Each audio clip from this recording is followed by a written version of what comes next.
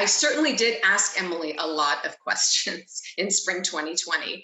And the first set of questions that I asked her had to do with intellectual property. So when she came to me and said, I need access to your course, initially I thought, wait a minute, what do you need access to, and what's going to be converted, and what happens to those materials, and how do I know that my right to intellectual property is not going to be compromised?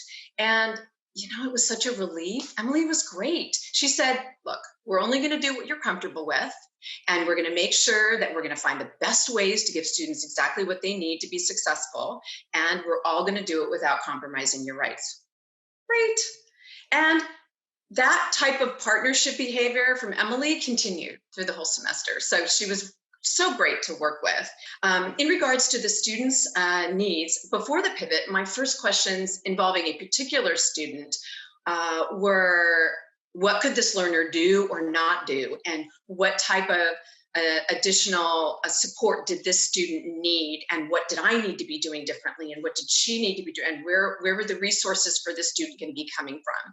And how could I do what was best for the student? I was so unsure of what my role should be. It made me feel very insecure. So I sought to understand. I thought about my course from that student's perspective. And it also made me think deeply about my assignment types, my expectations, and my slides.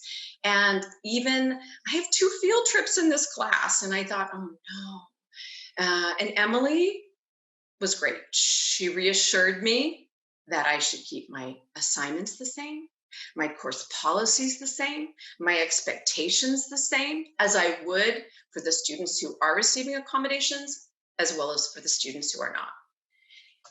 So my way was clear. My way was clear. Now, during the pivot, my questions were very tactical in nature. Would the student support system still be available? Is Padlet accessible? Can the student record a voice thread? Can this student effectively use Zoom? How did this all work? Did anything change with how it's all being housed in Canvas? And so Emily, as usual, she had specific answers for me. She said some applications are better than others for these students, and some applications are easier. And then there were some technical requirements regarding different document types and how they were converted. So she had all the answers, and her expertise in this area really informed my path forward.